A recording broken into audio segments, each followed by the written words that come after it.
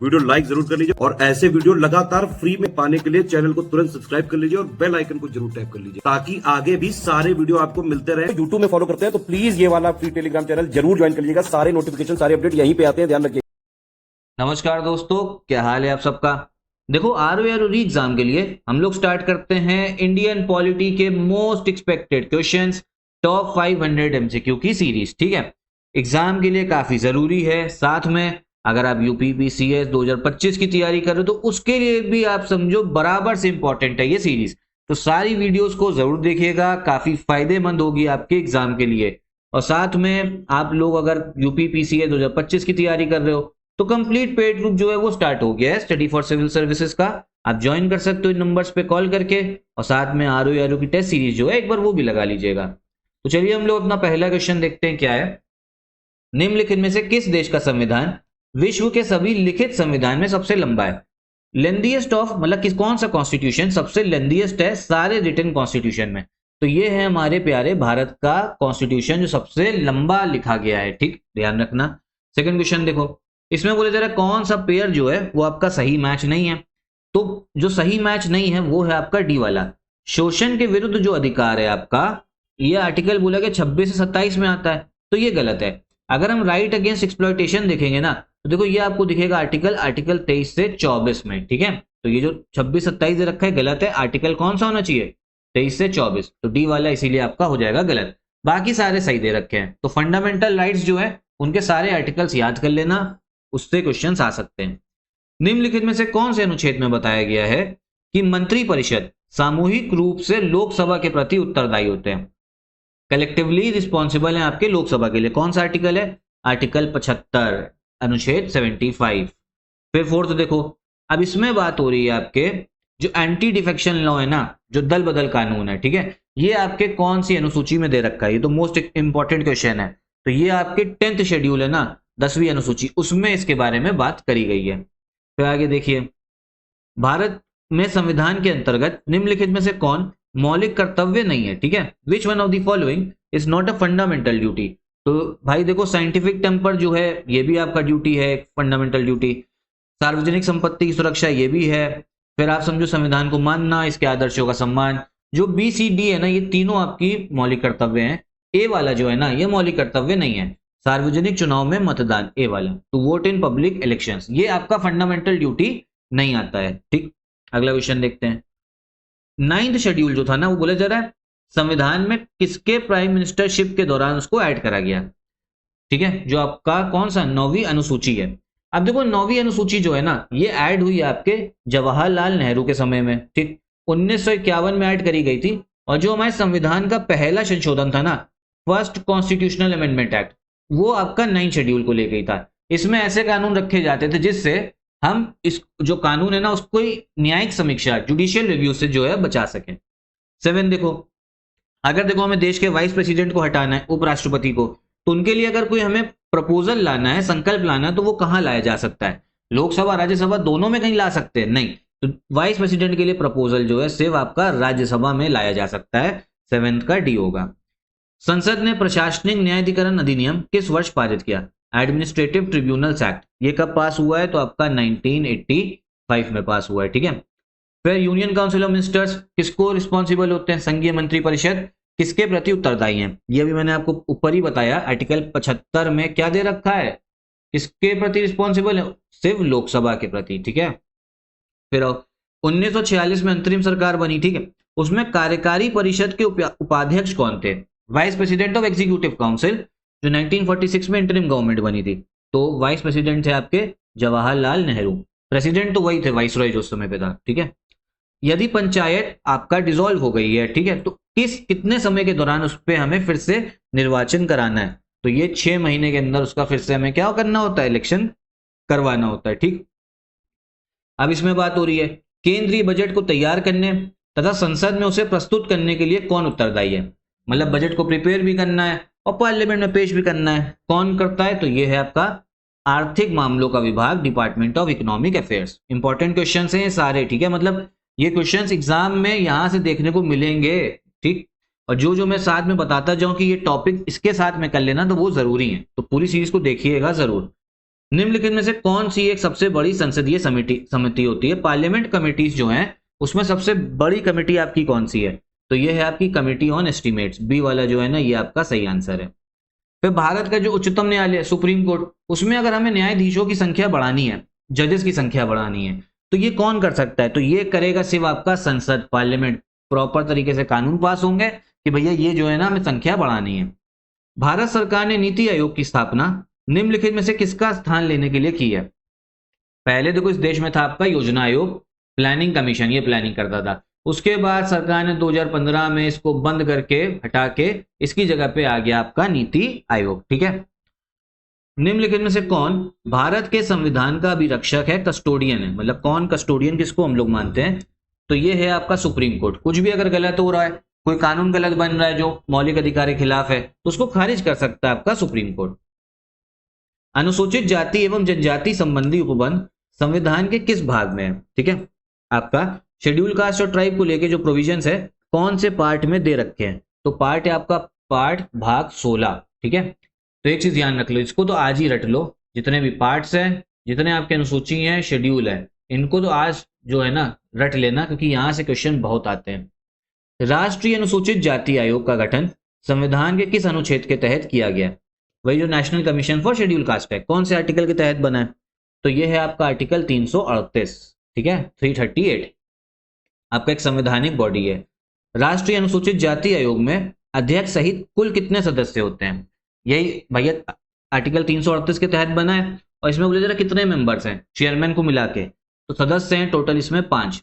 देखो एक मैं आपको वो बताऊं, मतलब जिससे क्वेश्चन आते हैं, जितनी भी संवैधानिक आपकी निकाय है ना, कॉन्स्टिट्यूशनल बॉडीज, उसमें कितने सदस्य होते हैं हर कॉन्स्टिट्यूशनल बॉडी में, ये क्वेश्चन आता है। कौन उनको अपॉइंट करता है, किस आर्टिकल के तहत बना है, ये याद कर लेना।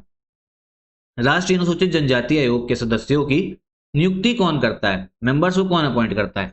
तो भाई देखो national commission for schedule tribe जो है ना, ये भी एक आपकी संवैधानिक बॉडी है, और संवैधानिक बॉडी के ज्यादातर सदस्य, मतलब सभी सदस्य जितनी भी बॉडीज हैं, अपॉइंट करेंगे आपके प्रेसिडेंट। कौन? राष्ट्रपति करेंगे। ठीक है। चलो अगला क्वेश्चन देखते हैं क्या है। राष्ट्रीय अनुसूचित जाति आयोग अपनी वार्षिक रिपोर्ट किसे प्रस्तुत करता है? ठीक है। देखो वही क्वेश्चंस कंटिन्यू हो रहे हैं। To whom does the national commission for schedule caste submit its annual report? तो भैया रिपोर्ट ये सबमिट करते हैं आपके प्रेसिडेंट को। ठीक है, करेक्ट आंसर होगा आपका ए वाला।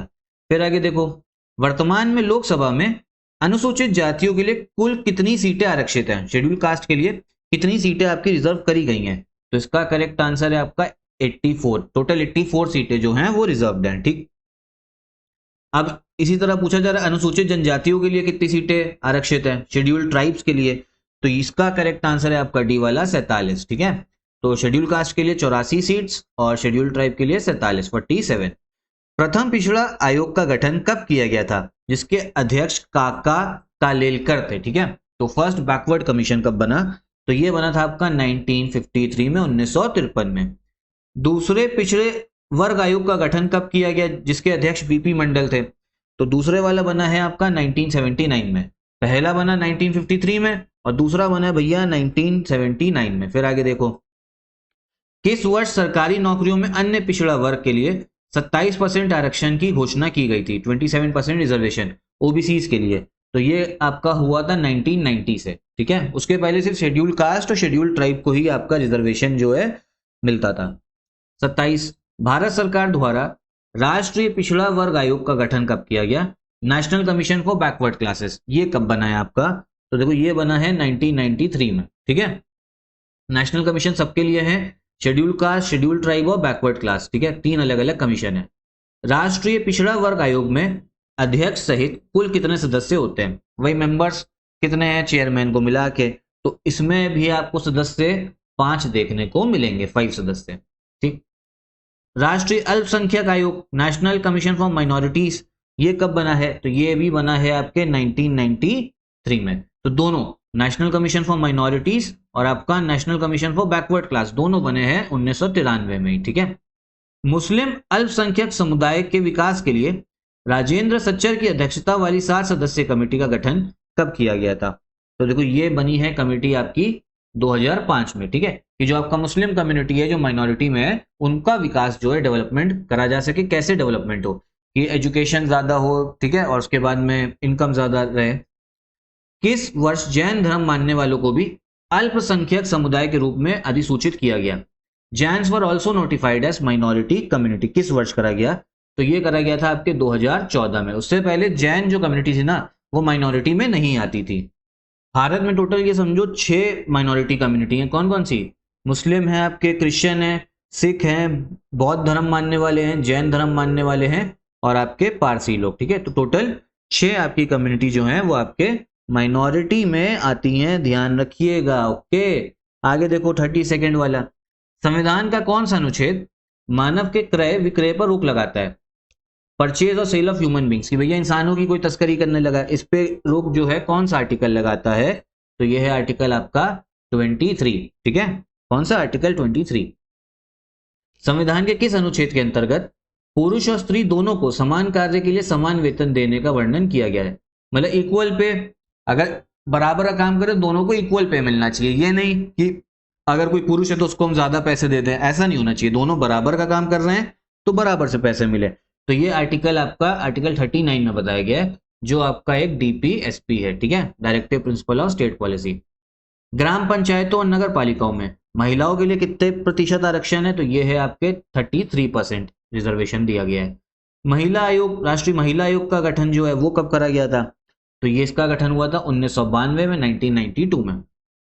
चुनाव आयोग, निर्वाचन आयोग की स्थापना कब हुई है? ये हुई है 25 जनवरी 1950। 36 का कौन सा हो गया? डी वाला। और साथ में आर्टिकल ध्यान रखना इलेक्शन कमीशन का, आर्टिकल 324, सीधा क्वेश्चन आ सकता है, तो आर्टिकल बहुत इंपॉर्टेंट है ये। प्रत्येक वर्ष मतदाता दिवस हम लोग किस वर्ष मनाते? Voters day. तो ये 25 जनवरी को ही मनाया जाता है, जब आपका निर्वाचन आयोग जिस दिन बना था। ठीक है, अवेयरनेस फैलाने के लिए कि वोट करना जो है जरूरी है, क्योंकि आज भी बहुत सारे लोग सोचते हैं कि वोट करने से कुछ होना तो है नहीं। निर्वाचन सुधार हेतु के संथानम की अध्यक्षता में कमेटी कब बनाई गई? के संथानम की भैया चेयरमैनशिप में इलेक्टोरल रिफॉर्म्स के लिए कमेटी बनी थी, कब बनी है? तो ये बनी आपकी 1962 में, 1962 में। देखो पहले वोटिंग की एज कितनी थी? 21 साल थी। ठीक है, मतलब जो 21 साल का होगा सिर्फ वही वोट कर सकता है। इसको घटा के 18 ईयर्स कर दिया गया था कि 18 साल में जो भी हो गया, 18 साल का जो हो गया वो आपका वोट दे सकता है। किस साल करा गया है? ये है आपका 1989 में। अब क्या आप ये बता सकते हो, एक क्वेश्चन मैं आपसे पूछता हूं कि कौन से संविधान संशोधन से करा गया था? ठीक है, अगर पता है तो बताओ कमेंट बॉक्स में। निर्वाचन सुधारों के लिए दिनेश गोस्वामी की अध्यक्षता में समिति जो बनी है वो कब बनी है? ये बना है 1990 में। तो दो आपकी कमेटी हमने पढ़ ली इलेक्टोरल रिफॉर्म्स पे, एक है दिनेश गोस्वामी की कमेटी और एक के संथानम की कमेटी। ये तो आपका 1962 की है। फिर आगे देखो, राष्ट्रपति का चुनाव लड़ने के लिए प्रस्तावक एवं समर्थक निर्वाचकों की संख्या कितनी है? प्रपोजर और जो आपके इलेक्टर्स हैं वो कितने होने चाहिए? तो ये टोटल 50। ठीक है, राष्ट्रपति के चुनाव में वोट कौन दे सकता है? जितने भी आपके निर्वाचित MLA हैं अलग अलग राज्यों के और जो निर्वाचित इलेक्टेड MP हैं, तो इनमें से ही प्रपोजर और इलेक्टर बनना होता है। वो इसलिए ताकि ऐसा ना हो कि कोई गली का जो भैया नेता है वो भी खड़े हो जाए राष्ट्रपति चुनाव के लिए, मतलब गरिमा बनी रहे राष्ट्रपति की जो पोस्ट है उसके लिए। ठीक है, मतलब सम्मानित लोग जो है वही चुनाव लड़े। निर्वाचन में जमा राशि कितनी होती? सिक्योरिटी डिपॉजिट प्रेसिडेंट के इलेक्शन के लिए, तो ये है आपका 15,000। कितना? 15,000। पहली एस्टिमेट कमेटी जो है आजादी के बाद जो बनी है, ये कब बनी? ये है 1950 में बनी, 1950 में। संविधान में मंत्रिमंडल शब्द का एक ही बार प्रयोग करा गया, वो भी कब करा गया? किसका? कैबिनेट वर्ड का। वैसे कैबिनेट वर्ड यूज नहीं हुआ है, लेकिन सिर्फ एक ही बार यूज हुआ है, और वो आर्टिकल है आपका 352, अनुच्छेद 352। भारत में सर्वप्रथम लोकायुक्त संस्था की स्थापना किस राज्य द्वारा की गई? जो लोकायुक्त इंस्टीट्यूशन होता है, देखो लोकपाल क्या होता है एक बार समझ लो। लोकपाल जो है आपका, ये आपके सेंट्रल लेवल पे होता है लोकपाल, और लोकायुक्त होता है आपका स्टेट लेवल पे। अब अगर मान लो बहुत बड़े बड़े अधिकारी करप्शन कर रहे हैं, आपके कोई मंत्री करप्शन कर रहा है, तो उसको पकड़ने के लिए कौन है? लोकपाल है। और ऐसे ही राज्य में अगर मान लो मुख्यमंत्री करप्शन कर रहे हैं तो उसके लिए लोकायुक्त होता है। किस राज्य में पहली बार स्टार्ट हुआ है लोकायुक्त इंस्टीट्यूशन? तो ये है आपका महाराष्ट्र। क्वेश्चन बहुत बार पूछा गया है ये। ठीक है, आगे देखो, ये जो कंसेप्ट है कॉन्स्टिट्यूशनल ऑम्बड्समैन का, यही लोकपाल लोकायुक्त का, ये पार्लियामेंट में पहली बार किसने दिया था? तो ये दिया है आपके अशोक कुमार सेन ने। ए वाला जो है करेक्ट आंसर इसका हो जाएगा। भारतीय संसद में लोकपाल बिल सर्वप्रथम कब प्रस्तुत किया गया? पहली बार कब लाया गया? 1968 में लाया गया था। सी वाला 1968 में।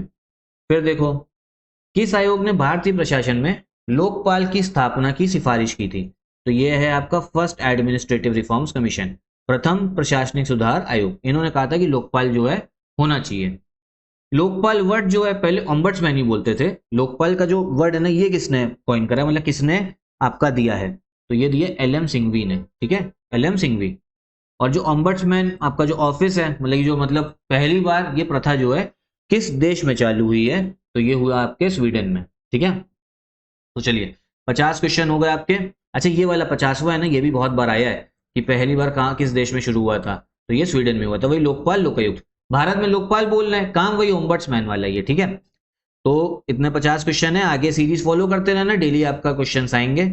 साथ में ज्योग्राफी की सीरीज चल रही है वो, लेकिन वो दूसरे चैनल पे, यूपीपीएससी बेस्ट यूट्यूब चैनल पे, उसको देख लेना। वर्ल्ड ज्योग्राफी भी चल रही है, काफी एग्जाम के लिए हेल्पफुल है। आरओ 27 जुलाई को जो पेपर है, ठीक है। तो यहीं पे वीडियो खत्म करते हैं। और साथ में आरओ का भी तक अगर आपने टेस्ट सीरीज नहीं लगाई है तो एक बार लगा लेना, इन नंबर्स पे कॉल करके। फुल लेंथ टेस्ट भी है और आपका सेक्शन वाइज टेस्ट भी है। आखिरी में आपका बढ़िया से रिवीजन होगा, पता लगेगा कितने क्वेश्चन सही हो रहे हैं, कितने गलत। और यूपी बीसीएस का पेड ग्रुप जो है वो भी स्टार्ट हो गया 2025 और 2026 दोनों का। कोई डाउट हो तो कमेंट बॉक्स में पूछिएगा जरूर। और यहीं पे वीडियो भी खत्म करते हैं। नमस्कार।